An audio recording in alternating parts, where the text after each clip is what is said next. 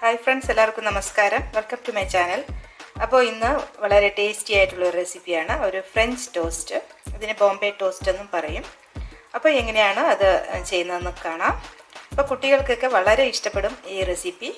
കുട്ടികൾക്കെന്നല്ല മുതിർന്നവർക്കും എല്ലാവർക്കും ഒരുപോലെ ഇഷ്ടപ്പെടുന്ന ഒരു റെസിപ്പിയാണ് ഈ ഫ്രഞ്ച് ടോസ്റ്റ്.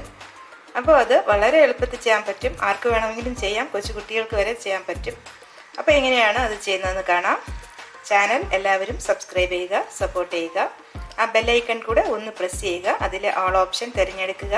അപ്പോൾ ഞാൻ വീഡിയോസ് അപ്ലോഡ് ചെയ്യുമ്പോൾ നിങ്ങൾക്ക് ഉടനടി നോട്ടിഫിക്കേഷൻസ് വരും.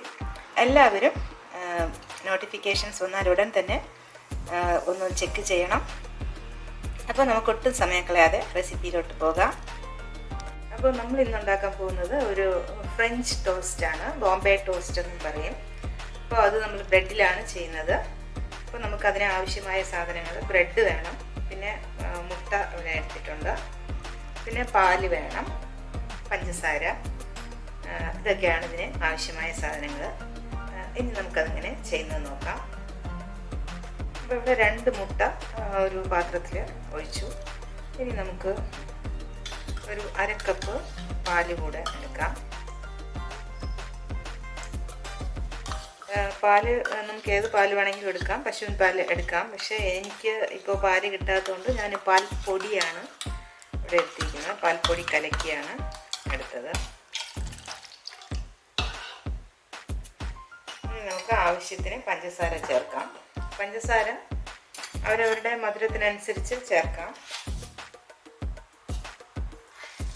ഞാനിപ്പോൾ ഒരു 2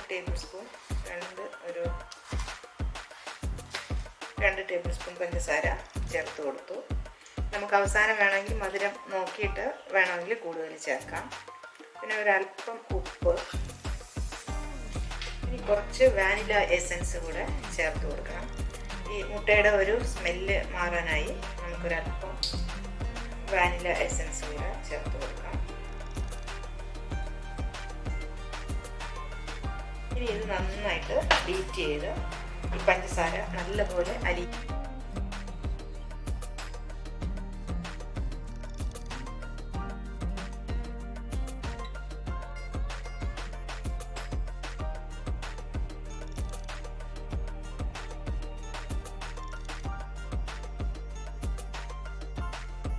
ഇനി നമുക്ക് ഒരു പാൻ അടുപ്പത്ത് വെച്ചിട്ട് കുറച്ച് ബട്ടർ ഇട്ട് കൊടുക്കാം.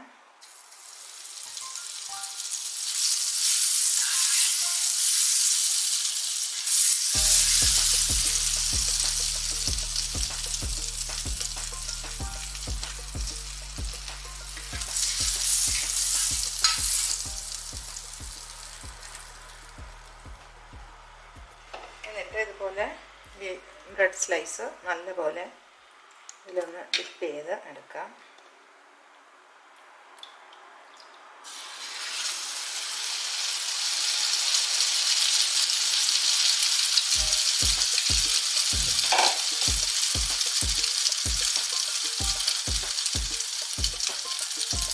മറിച്ച് ഇട്ട് കൊടുത്തു. ഇനി ഒരല്പം ബട്ടർ വേണമെങ്കിൽ കൂടെ സൈഡിൽ ഇട്ട് കൊടുക്കാം. അപ്പോൾ ബട്ടറൊക്കെ കഴിക്കുന്നുള്ള കുട്ടികളാണെങ്കിൽ കുറച്ച് കൂടുതൽ ചേർത്ത് കൊടുക്കാം.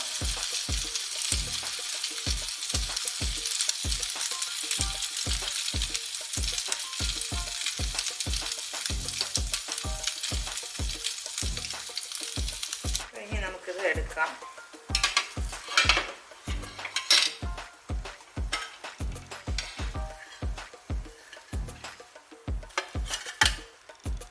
ഇതുപോലെ ഒരു കളർ വരുമ്പോൾ നമുക്കെടുക്കാം.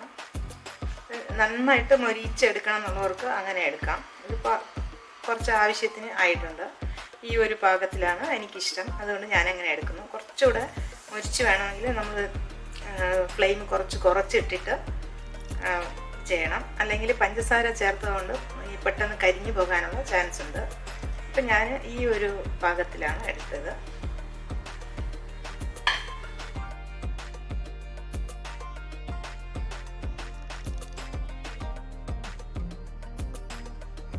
അപ്പോൾ നമ്മുടെ ഫ്രഞ്ച് ടോസ്റ്റ് ഇവിടെ റെഡിയായി.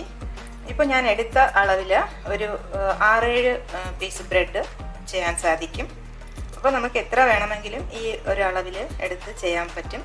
എളുപ്പത്തിൽ ചെയ്യുകയും ചെയ്യാം. ഇതിപ്പോൾ കുട്ടികൾക്ക് ഇപ്പോൾ ബ്രേക്ക്ഫാസ്റ്റ് ആയിട്ട് വേണമെങ്കിലും കൊടുക്കാം, ലഞ്ച് ബോക്സിൽ കൊടുത്തയക്കാം. കൂടാതെ സ്കൂൾ വിട്ട് വരുമ്പോൾ കൊടുക്കാൻ ഏറ്റവും ബെസ്റ്റാണ്. ഏത് സമയത്തും എല്ലാ കുട്ടികളും കഴിക്കാൻ ഇഷ്ടപ്പെടുന്ന ഒന്നാണ്. അപ്പോൾ വീണ്ടും കാണാം നല്ല റെസിപ്പീസുമായി. Chill then bye bye, take care.